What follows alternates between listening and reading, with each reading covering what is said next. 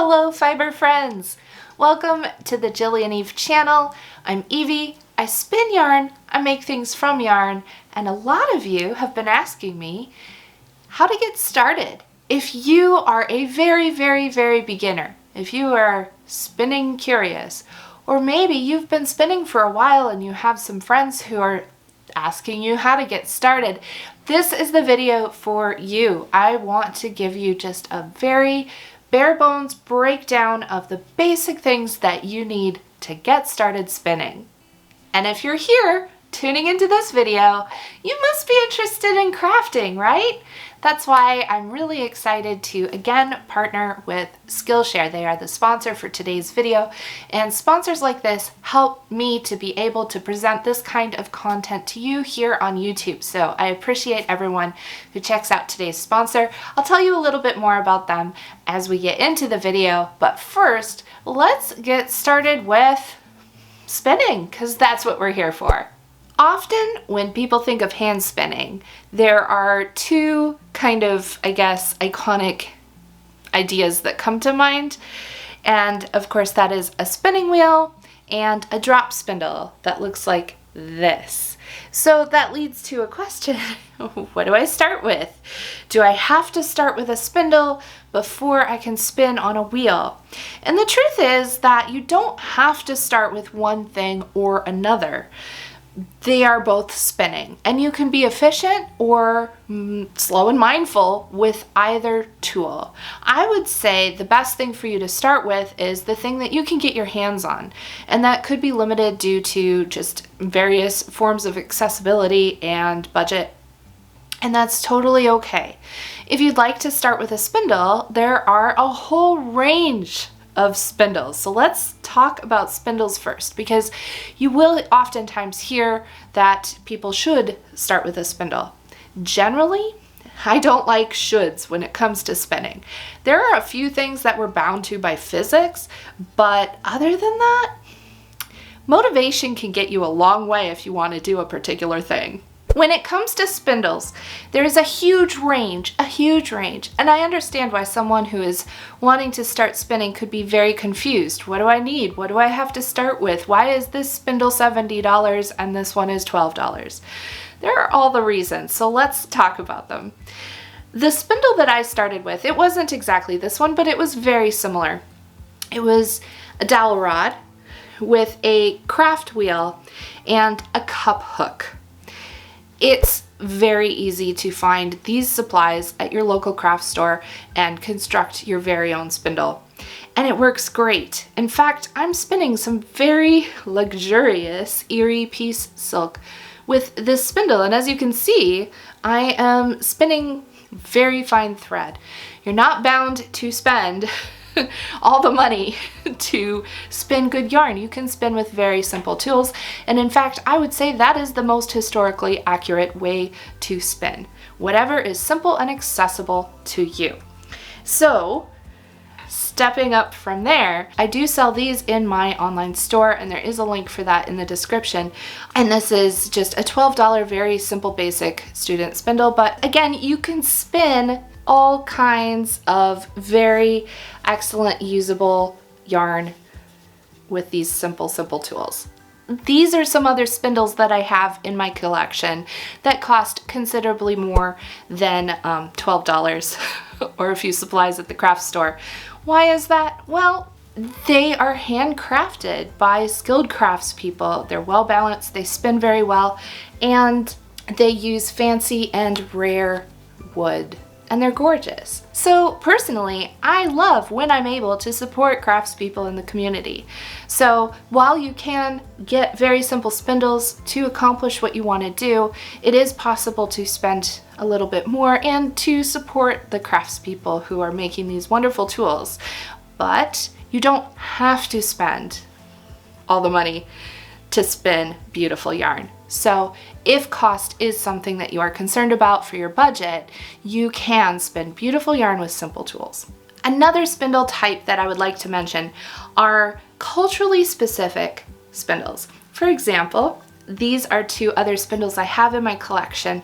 This is called a pushka, and this is called a conti. The larger one is for plying or twisting two separately spun yarns together. I want to mention this because if you are interested in spinning because you want to connect with your culture, look into and do a little research, because there are different form factors of spindles, there are different traditions, there are different spinning traditions, and it's important to learn those kinds of things within context of the culture where they came from and to keep those traditions alive. So if you have a connection to a particular culture and you want to spin in a way that's authentic to that, definitely do a little extra research, because there is so much valuable information about spinning and it's out there. Go to the people in the culture, learn from them. Another type of spindle that I'd like to mention are the historical spindles that may be not only culturally specific, but historically specific. So if you are interested in spinning specifically for reenactment, definitely do some research there, and you can find, hopefully, some good sources that will give you a form factor. Because as you can see, these various spindles I've held up have different form factors. Whirl on the top, whirl on the bottom, detachable whirl. The whirl is the round disc part. Sometimes it's more like a globe. Sometimes it's a coin. So there are different types of spindles to look into. So for the very basic, easy to access kind of spindle, yes, this is all you need to get started. If you want to dig further, there's a lot to dig into. So find what connects with you and do some research. There's another material that you can use to DIY a spindle if you'd like, and that is polymer clay. And you can just use a simple wooden dowel as your spindle stick or shaft. I'm a very crafty person in general, and I love learning new crafts. And that is why I am enjoying my membership to Skillshare, the sponsor of today's video. Skillshare has classes for all kinds of different crafts, including yarn crafts, sewing, and jewelry making. I recently took a class called Easy Clay Earrings Advanced Techniques by Kylie Bennett, where I made these fantastic earrings. My son helped me with the pliers to put these earrings together. We had a great time just chatting, hanging out, enjoying each other's company, and crafting together. I also used the leftover clay to make a coordinating spindle. So, who in history has matching earrings and spindles? I don't know. I could be the first. I could be the first ever to have coordinating earrings and spindles, which is just so on brand for me. So on brand for me. So you can join me and you can coordinate your earrings with your spindle if you'd like, or your upcycled clothing, or your crocheted blanket, or whatever new craft or skill you'd love to learn on Skillshare. Let me know what you're interested in learning. I would love to hear about it. I have a link in the video description. The first 1,000 people to use that link will get a 1-month free trial of Skillshare. Check it out. It's a lot of fun. I'd love to hear what you're up to. All right, back to the spinning. Let's talk about spinning wheels next. Spinning wheels are usually the thing that people first see when they think, I'd like to start spinning. Spinning wheels look really cool. They're enticing. Who doesn't want to pretend that they are in their very own fairy tale spinning away on a spinning wheel? I know I do. I want to be the fairy tale godmother of spinning. That's my life's goal, my mission, if you will. But spinning wheels, just like spindles, come in a lot of different shapes, sizes, and range of prices, and it can be very confusing to know what's going on with that. So let's start with the basics of spinning wheels. Number 1, they are a machine. They are a machine, and there are several things that have to happen for them to spin yarn. Not only does the drive wheel, this big wheel, have to turn around, but everything over here has to work as well. Don't worry, you don't have to understand all of that right at this moment. I am just mentioning it because I want you to understand, if you are brand new to this, that possibly, the antique wheel at the flea market might not be the best place to start. Sometimes people luck out and they find something with everything intact, the wood is in good condition and everything is working and they can sit down and spin. But more often than not, those antique wheels are worn out, the wood is dry, they're cracked, they're missing parts, and they can be very difficult for a beginner who doesn't necessarily have the experience required to get them really running. Or they need replacement parts, and you could end up spending even more to get parts replaced than you would if you just invested in a good wheel to begin with. This spinning wheel was my first wheel. This is a vintage Ashford traditional from the 1960s, which I fixed up and I painted and I made it look cute. So vintage wheels are something that you can find. They are a little harder to find, but if you keep your eye out, you can find them. I would say just do all the research that you possibly can. Get in some groups, find some people who can help you identify what you're looking at. So we go from antique, which is really iffy, to used wheels or vintage wheels. That can be a good deal. And then of course we have new modern wheels. If you do decide that spinning is definitely for you and you want to purchase a brand new wheel, I am a shacked dealer, and so I carry all of the shacked spinning wheels in my online shop. Link for that below. You can let me know what you are interested in spinning, what your needs are, and I can help you find the right wheel for you. So a spindle is definitely the most cost-effective way to get started with spinning, unless someone gives you a wheel, but you can also sometimes find wheels that you can rent or borrow, possibly from a local fiber supply store or a local guild. Get online and look them up and see, because sometimes they'll have wheels that they let people borrow to see if they enjoy spinning.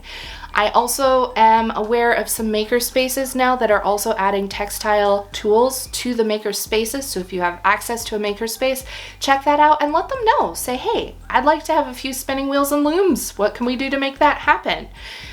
Those are some great ways to get your hands on a spinning wheel if you want to try it out. We can't leave the topic of spinning wheels without talking also about e-spinners. I love my e-spinners. I have an Ashford e-spinner and I have a Nano e-spinner. This little Nano is coming out with a sibling. So I'll be reviewing that when it comes to me. The Nano 2 should be around October, I think, is when they're shipping. So if you're watching this before, subscribe so you don't miss that, and later, go look for it. It'll probably be on my channel because I'll review it as soon as I get my hands on it. But this is a very affordable wheel that you can purchase. I'm spinning some cotton on this one right now. It's a great e-spinner. It does what I need it to do. This is definitely for finer, thinner yarns, not necessarily for the bulky, chunky stuff. It just wouldn't fit on there, or you'd get like a yard and then it would be full. So it's important to recognize that different tools are good at different things, and you do want to keep that in mind when you consider what you want to spin, to know what tool is going to best fit. But if you are just wanting to get started, a spindle is great, a borrowed wheel is great, a Nano is great. I especially love e-spinners as an accessible option for people who may have physical hindrances to working a treadle, or, you know, a spindle doesn't have to make your arm tired, but often people say it does make their arm tired. So e-spinners are a really great way to access spinning if accessibility is something that you need to keep in mind with physical comfort. You've chosen your tool. You have a spindle, wheel, or e-spinner, and you're ready to start spinning. But what fiber should you start with? Well, just like there is a huge variety of spindles and wheels and e-spinners, there's a huge variety of fibers as well. I think that the most common fiber type that people begin with is wool. That's what I've seen, and that's what a lot of people come to me for lessons with. They say, I have this wool, but I also have seen people start off with alpaca or non-animal fibers, such as even acrylic or things like cotton or flax. So again, there's no should. You don't have to start with wool if you don't want to start with wool. If you look into wool for spinning, you're going to discover very quickly that there are even more breeds of wool than there are styles of spinning wheels and spindles. There are hundreds and hundreds of breeds of sheep, and each breed of sheep was bred for a different purpose, and they have different characteristics to their wool. So what's the best for a very, very beginner? Well, merino's very popular, and it might be something that sort of falls into your lap. It's easy to find. A lot of people enjoy spinning merino, but I might be very controversial here when I say that I don't think merino is the best wool for beginners. Everyone's running to the comments right now to say, I started with merino.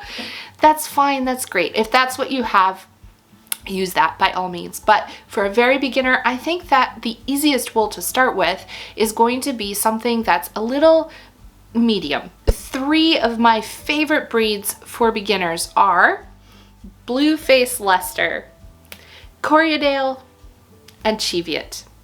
Those are my favorites for beginners. I feel like they draft easily, they're fairly soft. Let me know in the comments if you are already a spinner what your favorite breed is for beginners. But use what you can find and get your hands on. Typically that's going to be a combed top. A combed top is a preparation of wool where everything has been combed, combed just like that, and aligned so that it's very easy to draft from and to spin from. So comb top is a great way to start spinning. If your goal is to spin very textured yarns, that's awesome, fantastic. There's a lot of fun carded bats and different textured things out there that you can spin from. But I would recommend starting with something that's a little bit more consistent. If one solid color is very boring to you, there are other options that maybe look a little bit more fun, pleasing, exciting. This video is getting pretty long. There are a few accessories that I did want to mention just as a shout out, that these are things that will make your spinning journey easier. If they are things that you want to invest in, go for it. They will help you. But you don't have to have anything right off the bat other than something to spin with and something to spin. So spindle wheel or e-spinner and some fiber. So here are some accessories that will help you out. A niddy noddy. A niddy noddy is a tool that will assist you in taking your yarn off of your spindle or bobbin. A lazy Kate. I don't like to call anything lazy, and mine is very hardworking. So I call it a hardworking Kate. It holds your spindles or your bobbins so that you can ply your yarn.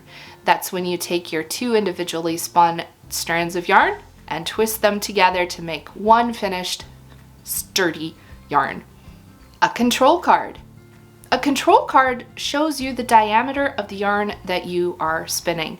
While it's not essential at the very beginning, usually people want one of these to see if they are progressing in their spinning consistency. A yarn swift and a ball winder will help you to hold that skein of yarn, put it in a ball, it'll be ready for crochet or knitting or whatever your plans are for it. And finally, the unexpected tool that I couldn't live without personally, a scale. You will quickly find that weighing your yarn is a very helpful piece of information for you, especially when you start to plan larger projects like knitting a sweater. Well, fiber friends, before we say goodbye, I do want to give you one word of very important caution. The rabbit hole is deep, my friends.